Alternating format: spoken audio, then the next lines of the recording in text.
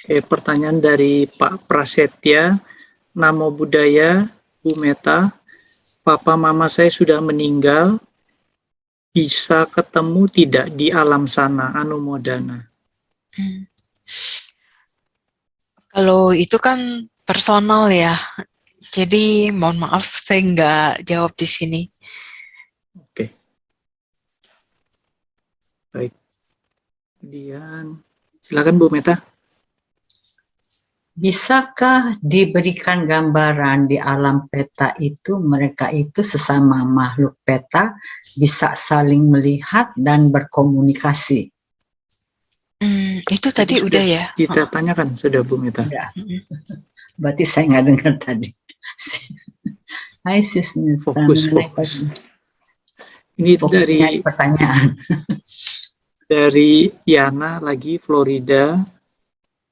Apakah patidana bisa diberikan kepada orang yang lagi koma, yang tidak sadar? Ya, Terima kasih. Bisa dilakukan. Nah, ini kayaknya belum nih.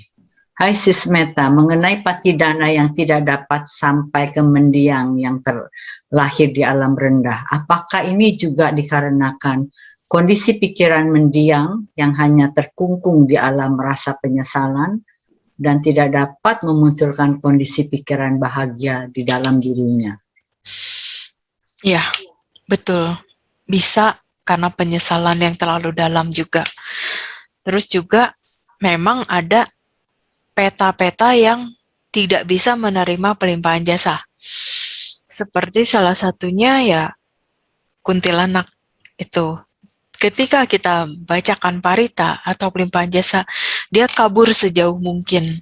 Dia tidak mau mendengar. Itu. Makanya kan setiap kali ada pembacaan parita, itu rumah seperti tenang sekali. Karena yang mengganggu atau yang tidak senang dengan pelimpahan jasa itu akan pergi menjauh.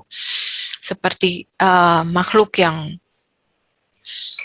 ada yang takut petir juga. Jadi ketika petir menyambar-nyambar bunyi sangat kencang, itu ngumpet ketakutan. Ada juga yang seperti itu. Jadi yang hanya bisa menerima pelimpahan jasa hanya makhluk peta yang terlahir di Paradatu Pajiwika Peta. Itu. Oke. Pertanyaan berikutnya ini dari... Rudi, ada pertanyaan karma beliau yang berjalan sendiri, itu ada hubungannya nggak, Jai? Karma beliau yang berjalan sendiri? Itu ada Rudi tulis. Cuman segitu aja, makanya nggak jelas. Oke, ini dari Lili ya. Pada saat kita melakukan kebajikan seperti berdana, apakah sebaiknya memakai nama mendiang atau cukup semuanya yang berhubungan karma? Ini yang tadi udah ada pertanyaannya. Ya, itu terserah dari pihak keluarga sih, mau khusus untuk mendiang atau mau untuk para leluhur dan semua makhluk yang berhubungan karma. Jadi tergantung dari keluarga. Iya.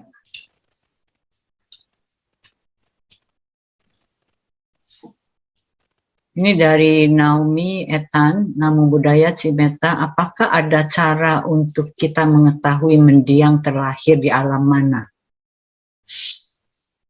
Biasanya kita hanya ngomong dalam hati ketika kita lagi baca parita atau kita lagi lakukan sembahyang tradisi, ngomong aja, ma, engkong, atau papa, mama, atau saudara yang meninggal itu, tolong datang ke mimpi saya atau mimpi keluarga yang lain untuk kasih tahu terlahir di alam mana gitu. Karena kan semua balik lagi ke tingkat pekaan orang ya, yang berbeda-beda itu. Silakan Jai kalau masih ada. Pertanyaan lagi dari Jesslyn Banjarmasin. Apakah benar informasi yang beredar sejak dulu kalau makanan saji buat leluhur setelah sembahyang itu pasti hambar karena sari-sarinya diambil oleh mereka? Ya. Jadi makanannya tuh jadi Misalnya jadi asin jadi nggak asin lagi gitu maksudnya. Apakah itu benar?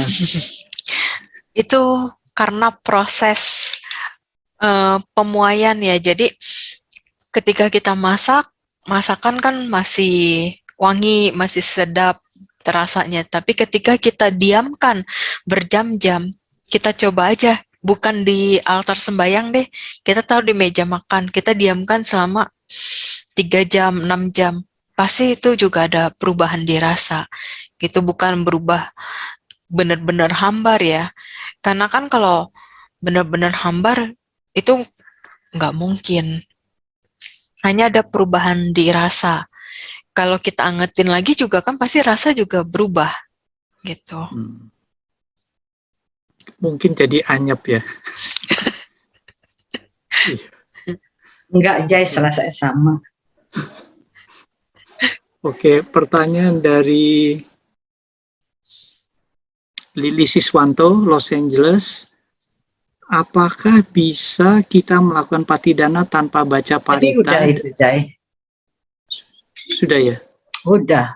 Semoga semua mendapat Fokus. jasa kebaikan dan mana bagiannya dengan saya. Sedikit berbeda nih Bu Meta.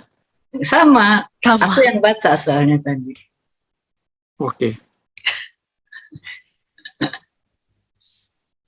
Oke, berikutnya. Ini udah ulang yang tadi ya. Rasanya udah nggak ada ya. Di sini masih ada ya. Ini dari yang Henry Berkeley. Udah. Henry Udah. Yang Udah. dari Citra belum. Berkeley belum. Citra sama Rudy S. Dan dari Link. Itu Iya. dia banyaknya itu belum.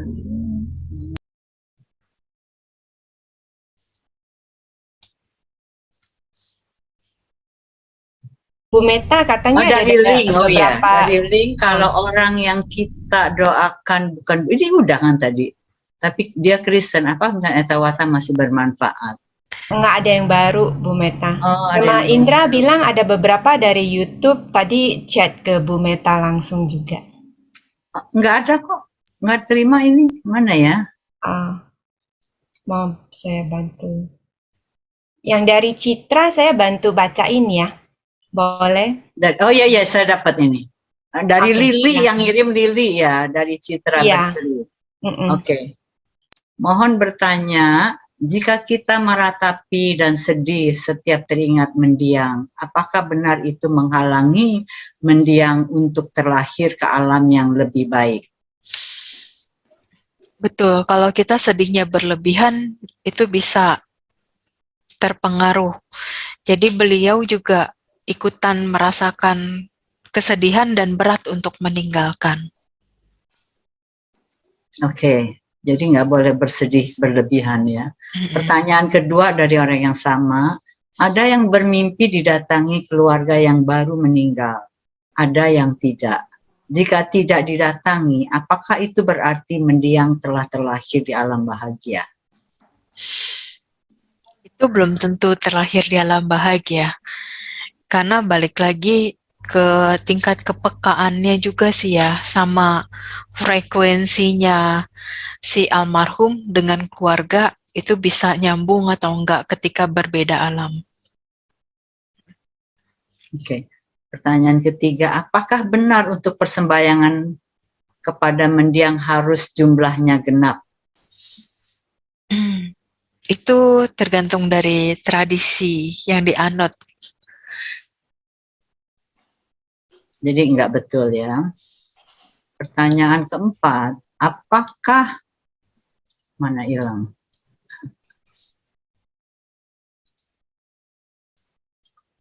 Arya.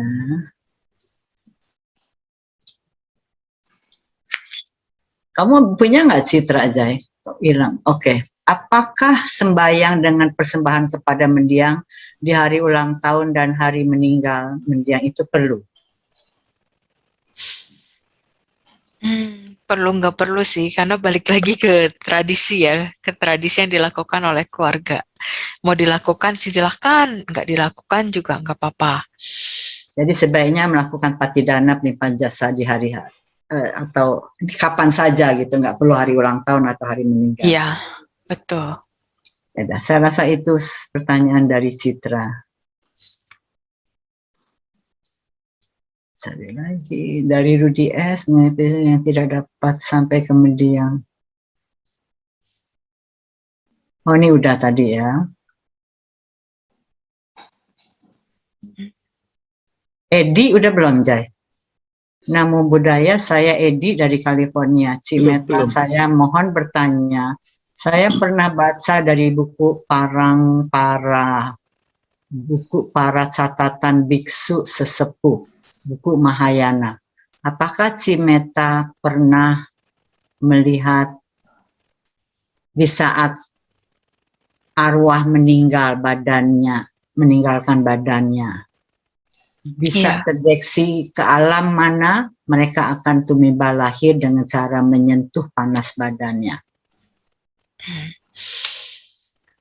Memang ada yang bisa dengan menyentuh panas badannya, tapi kalau saya menyaksikan sendiri, jadi ngelihat sendiri kalau proses kematiannya itu seperti apa.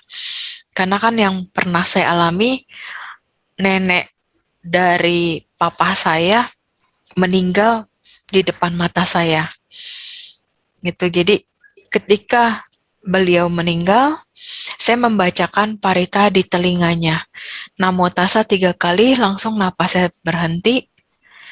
Terus nggak lama, beliau kayak bangun tidur dengan fisik yang seger, sehat. Itu dia langsung di alam dewa. Itu. Terus juga ada sanak keluarga lain yang meninggal mendadak. Itu beliau ke alam peta. Karena pada saat di pikiran terakhir ya beliau belum bisa menerima kepergiannya itu, bahkan lebih ke rasa takut akan kematian. Jadi ketika dia pas seperti bangun tidur, dia ngelihat badannya, dia teriak histeris. Terus langsung dibacakan parita, tetap sih dia masih di alam peta, tapi dia udah mulai bisa menerima keadaannya dia. Terus dilakukan pelimpahan jasa, akhirnya beliau hilang dari alam peta, muncul dalam dewa. Ini pertanyaan sambungan ya. Kalau yang terakhir hangat di ubun-ubun akan masuk ke alam nirwana. Kalau yang terakhir hangat di dahi, kepala akan terlahir di alam surga, para dewa. Kalau yang terakhir hangat di hati akan terlahir di alam manusia. Kalau yang terakhir hangat di leher akan terlahir di alam asura. Kalau terakhir dingin di perut akan masuk setan kelaparan. Kelima, terakhir hangat di kaki akan masuk dalam alam binatang. Kalau yang terakhir hangat di telapak kaki akan masuk dalam alam neraka. Mohon penjelasannya. Kalau saya ini no comment, karena saya nggak merasakan panasnya dari jenazah. Saya ngelihat langsung prosesnya. Oke, jadi Pak Edi nggak bisa dijawab ya. Ini dari YouTube Acep Indo. Jai kontrol jam ya Jai. Meta bisa sampai jam berapa Meta? Tergantung dari panitia nih. Oke. Ini karena pertanyaan waktu, banyak Meta. sekali nih. Hah? Ya, masih ada waktu. Masih ada waktu, oke. Asep Indo, apakah makhluk yaka masih bisa menerima pelimpahan jasa? Enggak. Enggak. Bagaimana cara mengatasi orang yang sering kesurupan supaya tidak kesurupan lagi? Ya, kalau bisa kesurupan itu kan berarti kesadarannya turun ya. Jadi ketika si orang yang biasa kesurupan ini udah sadar, dia harus selalu bisa fokus dalam melakukan apapun. Jangan dikondisiin bengong terus, atau dia melakukan hal-hal yang tidak perlu dia lakukan. Kadang kalau orang yang gampang kesurupan itu suka agak aneh kalau udah menjelang dia mau kemasukan. Seperti udah mulai ngikutin nih perintah-perintah dari makhluk-makhluk yang mau kuasai dia. Jadi kita bisa kontrol. Mama saya dulu bilang karena iganya renggang, jadi mudah kesurupan katanya. Itu Kurang. kan mitos.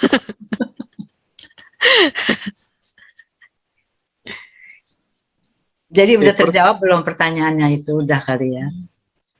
Dari Rudy S, jika mendiang tidak ingin membantu diri mereka sendiri, misalnya tidak muncul dalam mimpi sanak keluarga yang bisa menolongnya, apakah bijak kita hanya terus patidana dan biarkan karma beliau yang berjalan sendiri? Iya, hanya seperti itu yang bisa kita lakukan. Karena tergantung dari si almarhum juga. Kalau kita sudah berusaha terus melakukan pelimpahan jasa, tetapi dari si pikiran si almarhum, dia tidak mengkondisikan kebajikan-kebajikan yang dia pernah lakukan, ya dia akan terus seperti ini. Jadi ada baiknya kalau memang ada suka ketemu Bante, biarkan Bante memberikan dhamma yang sesuai dengan kondisi almarhum. Misalkan keluarga tahu nih, ketika almarhum mau meninggal, dia sangat melekat dengan anaknya, sangat melekat dengan pasangannya. Jadi bilang ke Bante itu, Bante tolong ceramah tentang kemelekatan. Apa yang harus kita lakukan agar tidak melekat berlebihan. Terus dalam hati kita bisa panggil si almarhum gitu. Jadi beliau hadir kalau misalkan tidak bisa masuk ke dalam ruang dhammasala, beliau mendengarkan dari luar pintu dhammasala atau jendela.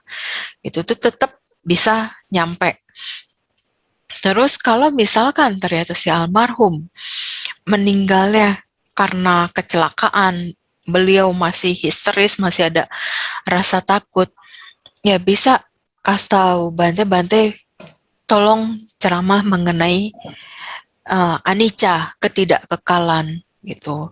Terus juga bisa minta tolong Bante untuk menceritakan mengenai kematian, bagaimana kita yang masih hidup cara menanggulanginya. Jadi si almarhum pun sambil mendengarkan gitu. Kalau memang ternyata sulit nih untuk ketemu Bante langsung, apalagi di masa pandemi gini ya, bisa kita mencari di YouTube, kan banyak ceramah-ceramah Bante.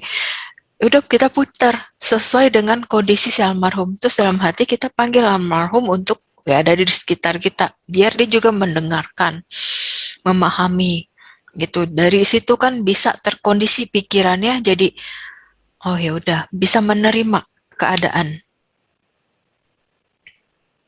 Ini menyambung pertanyaan ini, Meta yang punya apa sih keahlian seperti ini, bisakah ikut membantu? Misalkan ada orang yang seperti begitu. Apakah ini terlalu personal pertanyaan? Enggak ya? Ya, enggak sih. Kalau seperti itu tergantung. Kadang makhluk ini bisa menerima enggak. Tapi kalau udah dikomunikasiin, dikasih pengertian, mereka menerima. Biasanya kalau kontak batin gitu ngomong, nerima. Jadi masih ada harapan, mohon bantuan dengan orang-orang yang bisa berkomunikasi dengan para makhluk-makhluk. Ya, asalkan pengertian yang benar juga. Jadi si makhluk tidak makin terjerumus ke alam yang lebih rendah lagi. Terima kasih. Ada keluarga sudah meninggal, ada yang dikremasi dan abu ditabur ke laut atau di gunung. Sepertinya ada kepercayaan bahwa kalau abu ditabur ke alam terbuka, bila terakhir kembali, tidak akan terlahir di tempat yang sama. Apakah kepercayaan ini ada kebenarannya? Ya, kalau dari yang saya sudah sering lihat, yang saya sering ehipasiko itu hanya seperti simbol aja, penghormatan terhadap leluhur. Toh nanti beliau mau terlahir di negara mana, di kehidupan keluarga yang seperti apa, itu balik lagi dengan kondisi karmanya si almarhum tersebut dengan keluarga barunya.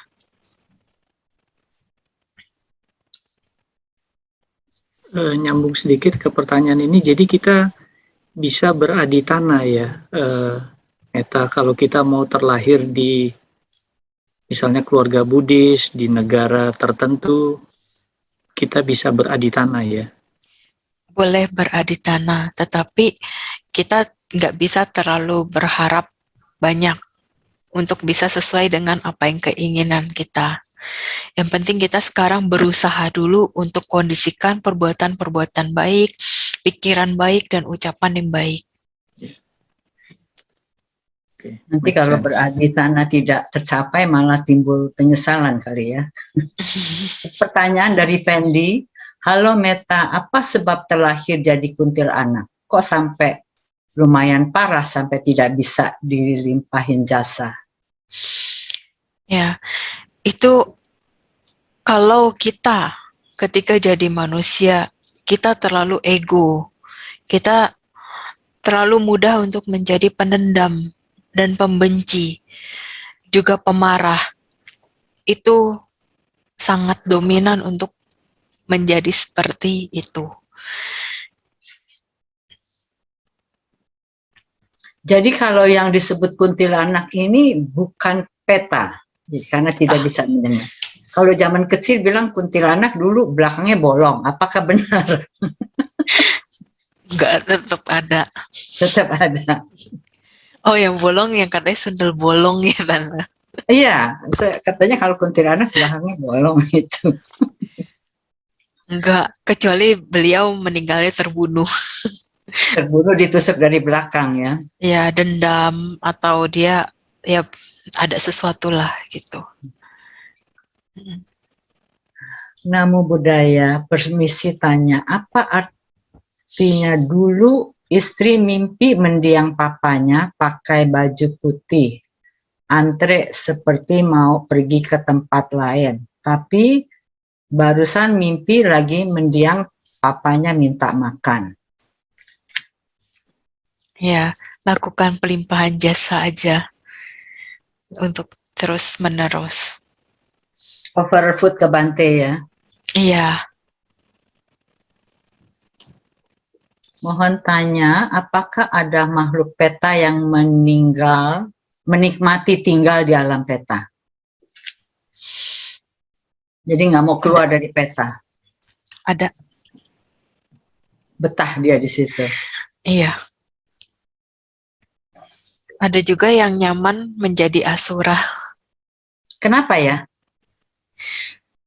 Karena memang mungkin pada saat masih hidup dia melihat sesuatu yang dia rasa, wah jadi jin ini enak ya, gitu. Wah jadi hantu ini enak ya, kayak gitu. Ada yang berpikirnya seperti itu.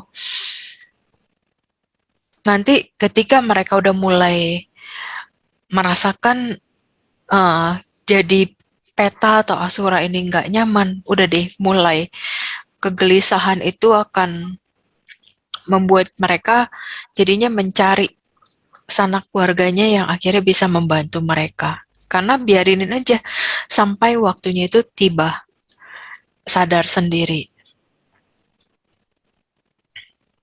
Apakah di makhluk alam peta itu seperti alam manusia yang mengenal waktu pagi, siang, malam, lapar, haus? Tak ada waktu, tak ada kondisi. Iya, tidak ada batasan waktu. Sis Meta, kalau orang yang mau meninggal tapi dalam keadaan koma dan kita bisa merasakan energi yang kuat, apakah energi yang kuat ini datang dari orang yang koma atau dari makhluk sekitar? Kalau seperti itu biasanya dari makhluk sekitar yang kayak keluarganya sudah menjemput.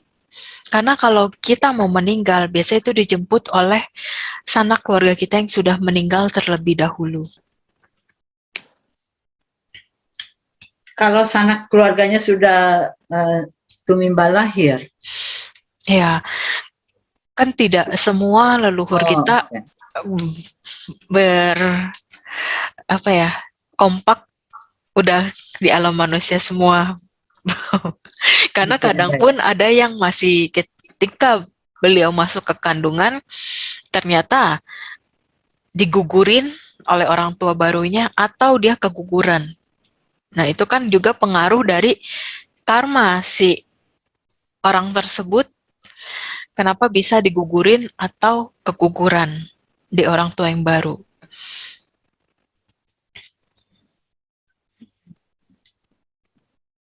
Ini menyambung itu jadi pertanyaan dari saya. Mama saya waktu mau meninggal, papa saya meninggal tuh 40 atau 50 tahun sebelumnya ya.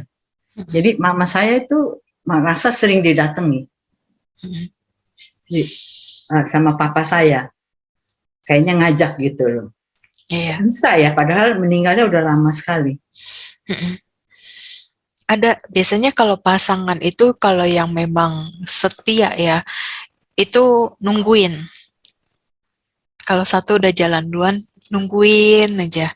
Tapi bukan berarti belum waktunya udah diajak. Jadi nunggu sampai waktunya nih tiba. Baru pergi.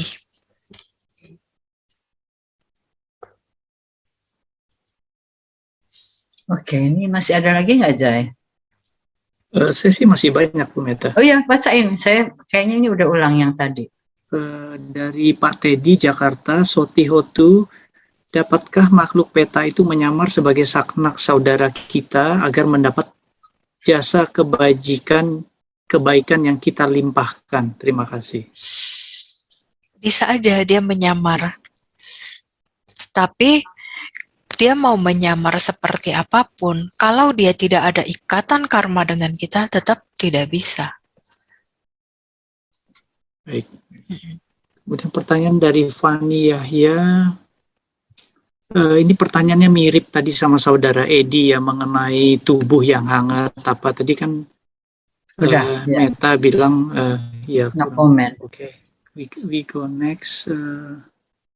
Kalau sudah dikremasi, apakah lebih bagus disebar di laut atau disimpan?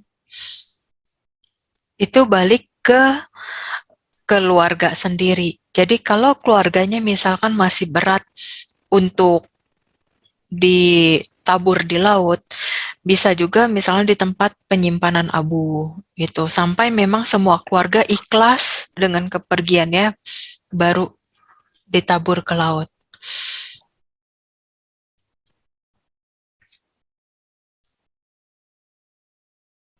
Sokihontu Sismeta, koko saya baru meninggal last Desember. Anaknya dimimpiin begini, dia dapat rumah terus mau apa-apa saja semua tersedia. Apakah arti mimpi ini? Apakah dia terlahir di alam bahagia? Terima kasih. Betul sekali.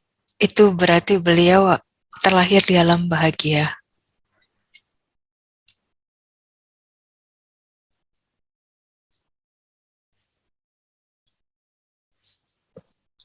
Namo Buddhaya Sismeta, untuk yang digugurin atau keguguran, apakah waktu lahir di alam peta juga masih jadi bayi atau balita? Terima kasih dan anumodana. Itu dari siapa, Bu Meta? Dari titik, nggak jelas. Oh, oke. Soalnya ada pertanyaan yang sama ini dari Meli. Oh, oke. Mengenai bayi yang keguguran juga, jadi sekalian aja. Sekalian aja. Mau dibaca dulu kah kok? Atau Iya. Tadi udah dibaca sama ya. Meli, mirip oke. ini pertanyaannya dari Meli Horman. Sismeta mau tanya, untuk bayi-bayi yang keguguran atau digugurkan, apakah mereka hidup sampai usia yang seharusnya mereka dapatkan jika terlahir jadi manusia? Contoh, mereka harusnya berumur 70 tahun manusia, namun karena digugurkan, maka apakah di alam arwah mereka harus nunggu 70 tahun baru terlahir lagi di alam lainnya. Oke. Ya, jadi kalau bayi yang keguguran atau digugurkan itu, biasanya mereka langsung ke wujud terakhirnya mereka, langsung dewasa. Nah, ada juga kan kalau yang dijadiin anak ambar katanya. Iya, iya, Jadi, iya. jadi katanya dia tumbuhkan dari kecil, remaja, dewasa.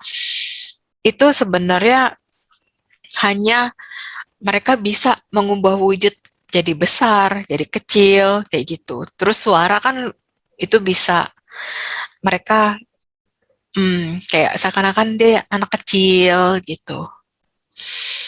Itu kalau di peta yang makhluk-makhluknya karena keguguran atau digugurkan. Terus kalau yang mengenai harusnya berumur 70 tahun, terus di dalam peta dia jadi lama sekitar 70 tahun tuh enggak ada hubungannya. Jadi tetap ketika dia keguguran atau digugurkan, dia ya menjalani proses karmanya sesuai apa yang harus dia jalankan. Nanti sudah selesai karmanya di alam peta atau karena kondisi pikiran yang baiknya muncul, ingatan-ingatan akan perbuatan baiknya muncul, terlahir ke alam dewa atau ke alam manusia, ya udah itu berarti sudah selesai di alam petanya. Jadi kalau yang ambar itu berarti mereka di alam peta. Ya, rata-rata di alam peta. Oke, ini ada quick question dari David. Saya lupa nih, sudah ditanya belum tadi ya? Kayaknya belum. Kalau sudah dikremasi lebih bagus bunga, lebih bagus disebar di laut atau disimpan? Udah. Sudah ditanya ya, oke. Terserah sama yang kita. Oke.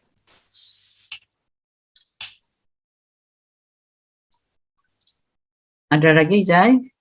Kayaknya saya nggak ada nih. Mengenai ambar, jadi ingat mama saya dulu pernah anaknya keguguran, adik saya jadinya kembar, bukan keguguran, meninggal sesudah lahir. Terus sering mimpi terus disuruh orang, sayanya juga masih kecil kan jadi nggak tahu, disuruh orang suruh pakai itu ambar, pakai kayak apa sih, kayak ranjang kecil, bantal kecil, apa kecil-kecil semua. Jadi setiap kali kita masak ditaruhin di situ. Iya, kalau ambar biasanya begitu. Nanti kalau kita udah nggak mau urus kan, biasanya dibakar di tempat krematorium yang khusus bakar rumah-rumahan, apa bakar di sana. Saya terus lupa ada stopnya di mana karena sesudah saya dewasa udah nggak ada lagi. Saya ingat waktu saya masih kecil aja ada ranjang kecil gitu dua. Terus menyambung pertanyaan tadi, berarti kita bakar uang itu nggak ada gunanya ya? Ya, sekedar menghormati tradisi aja, sama menghormati leluhur yang masih melekat dengan tradisi. Oke, pertanyaan dari Setiawati San Diego, Namo Buddhaya. Pertanyaannya adalah, apabila kita mengalami hal-hal gaib, misal saat kita di kamar hotel, apa yang seharusnya kita lakukan? Oh, kayak gitu saya juga sering alami. Kalau saya biasanya langsung baca parita aja sih. Atau Karania ya. kalau nggak Karania, saya langsung putar Gata Jina Panjara.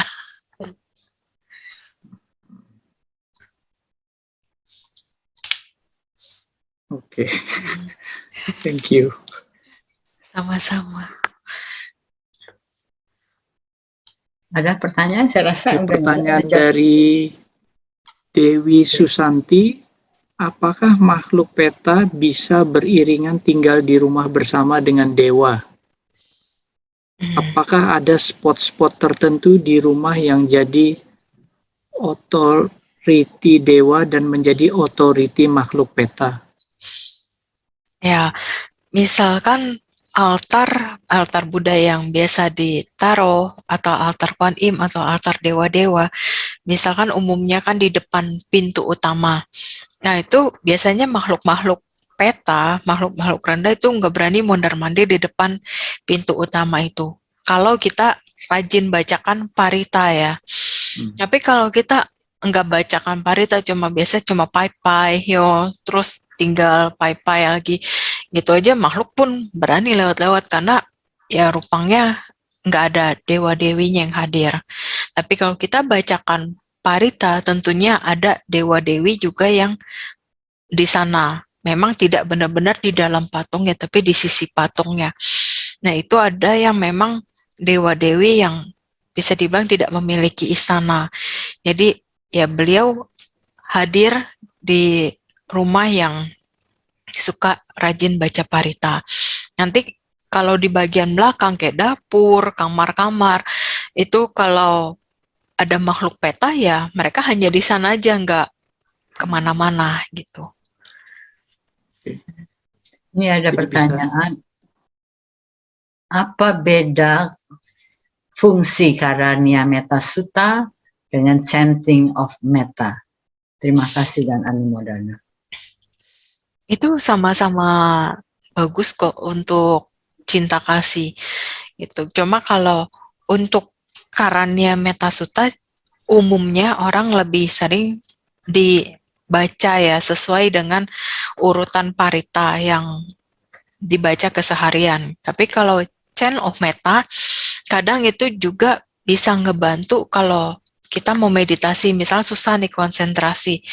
Mungkin sambil puter chant of metta, kita fokus dengan alunan kata perkataannya itu bisa menjadi lebih fokus ya, nggak masalah gitu. Itu kan untuk latihan fokus gitu.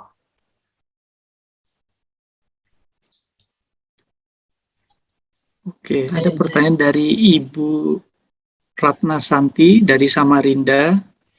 Selamat pagi Nak Meta. Bagaimana bagi para mendiang yang meninggal secara kolektif seperti dari pesawat atau kapal selam di Selat Bali? Mungkin maksudnya apakah apa yang terjadi terhadap mereka? Ya, kalau untuk yang karma kolektif atau karma bersama ini, itu ada yang memang perbuatan dilakukan secara bersama-sama. Ada juga yang mereka berbuat karma masing-masing nih, tetapi berbuah di saat yang bersamaan. Gitu. Oke. Pertanyaan dari Edi Supandi, Los Angeles. Apakah benar bayi yang keguguran di dukun bisa disalahgunakan menjadi tuyul? Thank you. Itu bisa aja. Karena itu kan tuyul itu benar. ada memang. Ada, bisa Ada. nyuri-nyuri uang gitu. Itu tergantung kalau misalkan dimanfaatkan untuk kepentingan pribadi dan untuk tujuan yang kurang baik. Itu bisa aja. Tapi kan kalau yang di Thailand versi kumantong ya. Nah, kumantong ini kalau sama Bante dibacain parita dulu, dikasih pengertian dulu.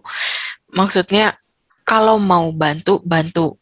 Kalau untuk tujuan baik silahkan. Kalau untuk tujuan tidak baik, tidak boleh. Tetapi kan kadang kalau udah jatuh ke tangan umat, itu kadang tergantung dari pribadi orangnya nih, menyalahgunakan atau tidak gitu.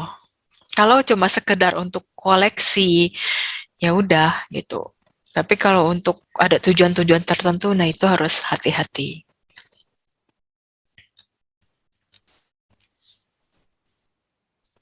Gak apa-apa nih Meta, ada masih banyak Kenapa pertanyaannya. orang mati bisa jadi tuyul? Sebenarnya kalau tuyul itu kan ada kondisi dari orang yang punya tujuan. Kalau yang nggak ada tujuan ya tetap sesuai ngejalanin karmanya aja.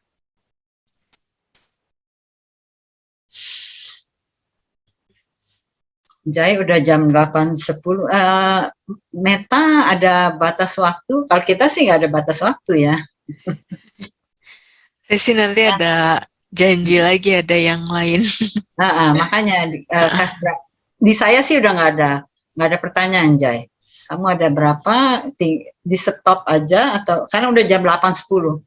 Janjinya kan sampai jam 8. Kita masih ada pengumuman, ada penutupan dan sebagainya. Mungkin 3 pertanyaan lagi. Oke, silakan. Oke, ini dari Arya Gunawan dari Alabama. Kalau misalnya ada anggota keluarga, ada yang berada di rumah, betul anak-anak, itu berarti mereka meninggal waktu kecil seperti yang dijelaskan. Kalau memang ada, apa yang kita harus lakukan? Ya, kalau ada kayak anak-anak di dalam rumah, kayak suka lari-larian atau makhluknya seperti minta makanan atau mainan, nah itu dilimpahkan jasa aja. Terus karena anak-anak kadang masih seneng cemilan-cemilan, coklat, permen, atau boneka-boneka, atau mobil-mobilan, ya taruh aja di salah satu sudut, terus dalam hati bilang, ini hanya untuk mengkondisikan agar kamu bisa bahagia. Toh nanti karma baik dari pikiran-pikiran dia, misalkan inget yang dulu-dulu, dia happy, terus juga ada hal-hal yang mendorong karma baiknya ini berbuah, ya udah dia akan hilang dari alam peta itu, terlahir ke alam yang bahagia. Oke. Pertanyaan berikutnya dari Tommy. Sis Meta, kalau baca Parita hanya bahasa Indonesia saja, apakah efeknya sama dengan bahasa Pali? Tentunya ada sedikit perbedaan itu. Kalau kita bisa bacanya yang Pali fokus dan Indonesianya fokus, abis Pali Indonesia ya, itu biasanya maksimal hasilnya. Tapi kalau kita misalkan baca Palinya aja kita nggak fokus, pikiran lari-lari, terus baca bahasa Indonesia fokus, itu baru bisa ngimbangin gitu. Jadi baiknya Palinya fokus, langsung dilanjut ke Indonesia fokus. Kalau memang ternyata ketika baca nih, baca Palinya semua, terus bahasa Indonesianya nanti sesekali aja mau dibaca gitu untuk memahami parita-parita yang tadi dibaca, itu juga nggak masalah gitu. Oke, pertanyaan terakhir dari Tommy Adityawan, Soti Hotu. Ci, mau tanya kalau sebelum mendiang almarhum minta dikremasi, tapi setelah meninggal anak-anaknya melekat sehingga ingin ayahnya dikubur, apa efeknya untuk mendiang tersebut? Cukup dikasih pengertian kepada almarhum. Jadi kasih pengertiannya ketika melakukan pelimpahan jasa atau sembahyang tradisi seperti yang diyakini keluarga, ngomong aja dalam hati, "Pak, sorry, kita belum bisa kremasi karena kita masih berat ngelepas papa." Ya udah kasih pengertian gitu aja. Toh seiring dengan waktu, kemelekatan itu akan pudar dan semuanya bisa menerima kepergiannya. Nah, ketika semuanya sudah siap menerima kepergiannya, tinggal diskusi keluarga lagi, mau dibiarkan saja begini atau mau dikremasi.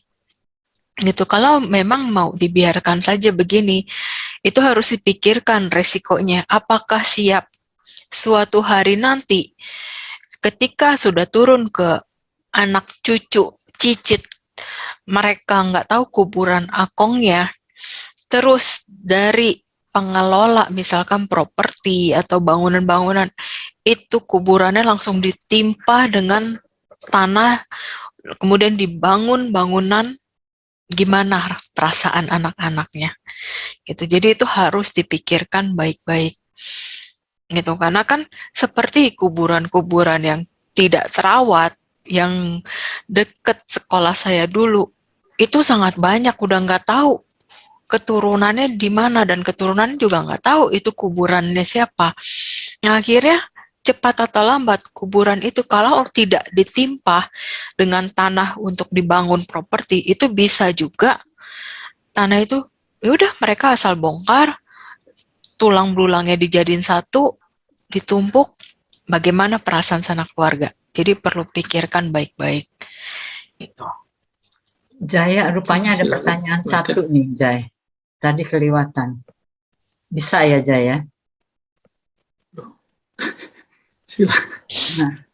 Nah, Namo Buddhaya mau tanya untuk umat yang masih muda, belum berkeluarga. Baiknya untuk membaca parita, seperti contoh pelimpahan jasa, seberapa sering ya? Dan untuk perlindungan diri dari gangguan makhluk alam bawah, dengan sering membaca parita Ratana Sutta dan Jina Paragata, apa baik? Ya, untuk yang anak muda untuk lakukan pelimpahan jasa, silahkan, boleh-boleh aja, karena kan bisa juga untuk saudara atau kuku, ii, atau dari saudaranya orang tua kita yang sudah meninggal, kan itu juga bisa nyampe pelimpahan jasa yang kita lakukan. Terus kalau untuk pembacaan Ratana Sutta atau yang tadi Jina Paragata. Jina Panjaragata untuk makhluk-makhluk itu juga nggak apa-apa sih, baca aja. Toh para makhluk itu kadang ganggu, mereka tuh ada yang memang untuk kita tahu mereka ada di sekitar kita, terus kita ngomong dalam hati, udah ya jangan ganggu, misalkan di tempat lain, di hotel atau di tempat angker lainnya yang lagi kita kunjung, kita bilang aja, tolong ya jangan ganggu, saya di sini misalkan hanya untuk bermalam, ada keperluan pekerjaan atau mau refreshing sama keluarga, cukup bilang seperti itu. Nanti kapan saya pulang? Udah, mereka biasanya ngerti, ternyata kita tinggalnya hanya singgah sementara. Jadi kitanya juga jangan terlalu timbul rasa takut yang berlebihan. Takut boleh, tapi berlebihan jangan. Karena yang berlebihan itu tidak baik.